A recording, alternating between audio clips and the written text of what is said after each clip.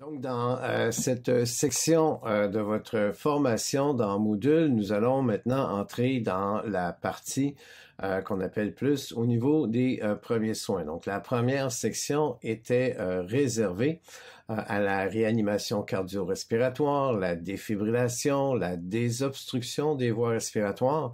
Maintenant, les deux prochaines sections vont s'attarder plus sur les fonctions de secourisme, donc les fonctions de premiers soins, bien que la réanimation cardio-respiratoire soit aussi du secourisme en soi, mais bon, tous les autres aspects en secourisme qui vont être, entre autres, l'information que vous allez recevoir, que vous allez lire, que vous allez apprendre, est tirée de ce volume, donc le volume secouriste en milieu de travail, qui est un document qui est offert dans toutes les entreprises qui suivent de la formation au Québec en secourisme. Donc, cette formation-là, est une formation qui est donnée généralement aux travailleurs du domaine de la santé, pas du domaine de la santé, mais aux travailleurs qui travaillent au Québec. Donc, peu importe dans quel secteur ces gens-là travaillent. Et c'est une formation qui est basée sur une approche de protocole. Donc, vous voyez un petit peu la vidéo en bas à droite de l'écran qui défile, qui montre un peu les différents protocoles. Donc, ce que nous allons voir dans cette section, donc dans la section de secourisme, nous allons apprendre ces différents protocoles d'intervention en fonction des différents problèmes de santé. Donc, tout d'abord, un peu le plan de cours pour cette partie de cette formation-là. Donc, nous avons l'approche globale, rôle et responsabilités des secouristes. Donc, nous allons voir ensemble une sorte de protocole général qu'on appelle l'approche globale. Peu importe l'intervention, que ce soit une hémorragie, une fracture, une chute, bref, une convulsion, un problème diabétique, comporte des principes de base. Donc, l'approche globale, ça va être ça. Ça va être les grands principes de base qui s'adaptent finalement à toutes les situations qu'on peut rencontrer en secourisme. Bien entendu, on va revenir un peu sur l'appel au 911, étant donné que cette formation-là est une formation qui est donnée généralement à des travailleurs, donc ce ne sont pas des gens qui travaillent dans le domaine de la santé. Et bien entendu, nous allons faire les parallèles entre le milieu finalement extra-hospitalier, donc du secourisme à l'extérieur du domaine hospitalier versus des interventions de premiers soins à l'intérieur du milieu hospitalier. Donc le 911 ici sera l'appel finalement à l'équipe d'intervention qui pourra venir porter main forte dans une situation de premiers soins. Nous allons également parler des différentes approches. Donc, on peut résumer le secourisme finalement en 4 grands thèmes. Donc, nous avons ce qu'on appelle les interventions du domaine médical. Donc, tout ce qui touche les problèmes de santé, le diabète, les douleurs thoraciques, les difficultés respiratoires sont des interventions du domaine médical, les convulsions, etc. Nous avons également une approche d'intervention qu'on appelle traumatique. Donc, tout ce qui touche les blessures, les coupures, les fractures, les chutes, les entorses, donc tout ce qui touche ce qu'on appelle des traumas, donc des traumatismes, nous allons parler de ces différentes situations.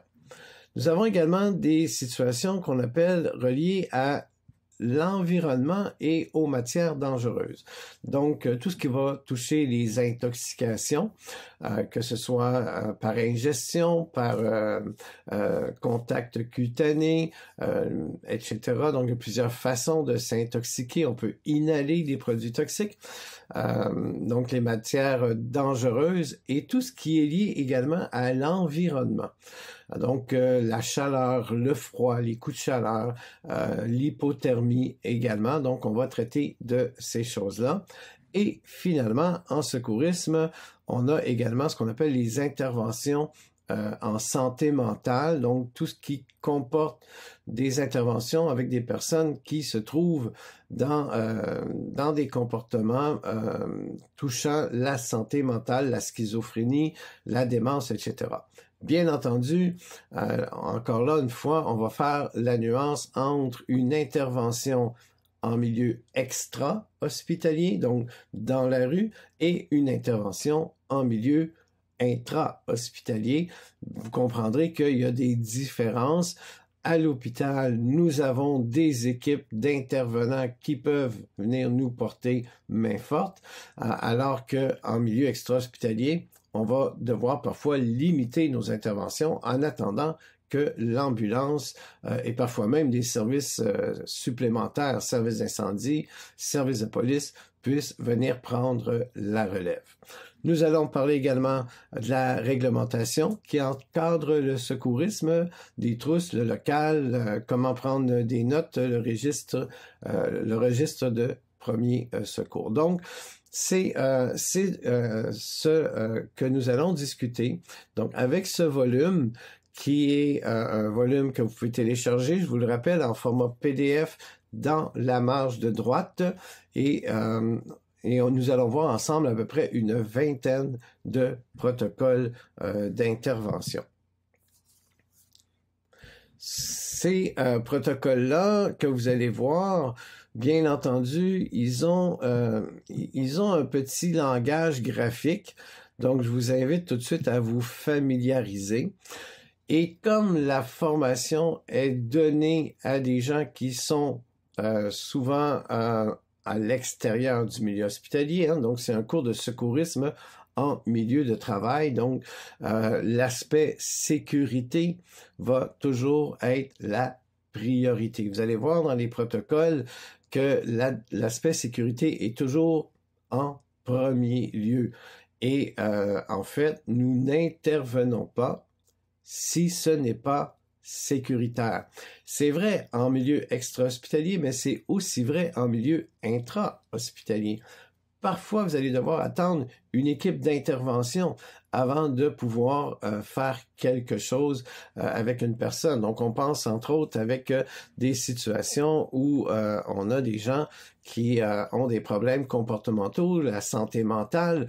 Il y a parfois toute une équipe d'intervention qui ont été formées, la formation Omega, peut-être que vous avez entendu parler de vos autres enseignants, qui est une formation basée sur une approche d'équipe. Donc, la priorité va toujours être la sécurité. Donc, il y a des petits pictogrammes que vous retrouvez dans votre document. Donc, faites attention à la sécurité, l'utilisation d'un masque de poche, porter des gants.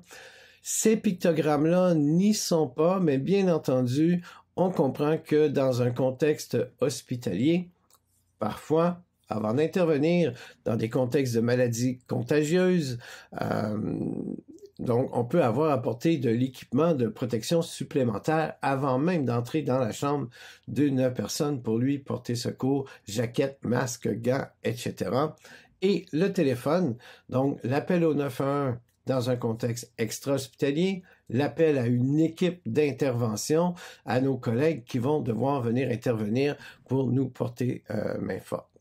On a parlé dans une vidéo précédente de la chaîne d'intervention, la chaîne de survie. On l'a appliquée seulement à la réanimation cardio-respiratoire, mais le même concept s'applique dans tous les domaines de secourisme. Donc, nous avons une chaîne qui est différente ici, elle est présentée de façon différente, mais en tant que premier intervenant, un premier intervenant, c'est la première personne qui intervient dans une situation de secourisme, il a la responsabilité finalement de déclencher un appel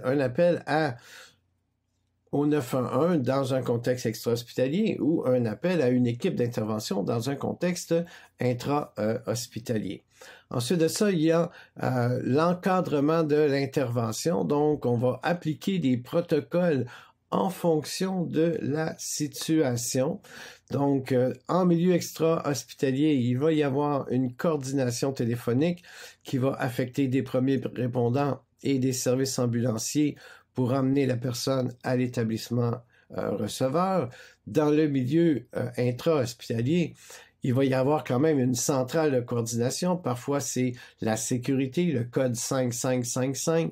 C'est un code qu'on retrouve dans beaucoup de milieux hospitaliers. Ça peut être la réceptionniste, bref, qui va, elle, affecter des équipes à l'unité où vous êtes, qui va finalement prendre en charge la situation pour amener la personne dans l'unité de soins qui va lui être appropriée. Donc, c'est un peu l'approche que nous allons avoir en secourisme. Donc, bien que ce document s'adresse à une clientèle qui va suivre une formation en milieu de travail, donc qui ne sont pas des intervenants nécessairement désignés, qui ne sont pas nécessairement des personnes qui ont une formation médicale, les principes de base en secourisme sont toujours les mêmes. Donc, peu importe que ce soit finalement en milieu extra-hospitalier ou en milieu intra-hospitalier, le principe est une chaîne d'intervention. Donc, l'approche de ce volume-là, s'adressant à des travailleurs, donc des gens à l'extérieur du milieu hospitalier, consiste finalement à une chaîne d'intervention où nous avons un intervenant, une personne qui est un secouriste, par exemple, qui a affaire à une personne qui a une blessure. Son mandat va être de déclencher un appel tout en faisant des premiers soins, l'appel au 911, qui va répartir finalement les services de premiers répondants, les services ambulanciers pour amener la personne à l'hôpital, ce qui va faire en sorte que l'ambulance va se rendre sur les lieux et j'ai allumé quelque chose, je vais recommencer. Donc là, l'ambulance se rend sur les lieux, prend le patient et l'amène dans un milieu hospitalier, tout ça étant encadré par des protocoles. Vous, dans le cadre de votre métier, vous allez travailler dans le milieu hospitalier. Donc, vous allez parfois travailler à l'urgence où vous allez recevoir des personnes qui ont déjà été pris en charge par des secouristes, des services pré-hospitaliers et on vous amène la personne finalement à l'hôpital.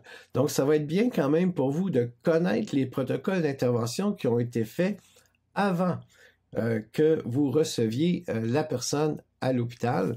Et de toute façon, ces protocoles-là s'enchaînent finalement dans toute une chaîne d'intervention qui viennent se combiner aux protocoles que vous allez avoir dans vos milieux hospitaliers.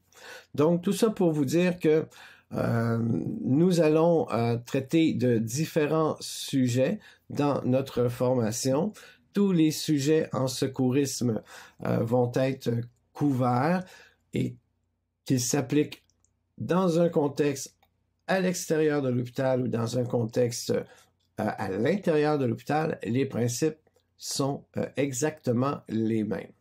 Donc, c'était juste pour vous mettre en appétit. Donc, c'est un peu l'introduction de la formation pour les deux prochains volets, donc où on va parler des problèmes médicaux, des problèmes traumatiques, des protocoles qui sont associés à cela. Donc, vous avez mon adresse courriel, elle est également sur le Moodle. Je vous invite à m'écrire si vous avez des questions pendant votre étude, pendant qu'on va se voir à l'école également, ou pendant nos formations en ligne. Donc, c'est un rendez-vous, soit en salle de classe ou en Zoom.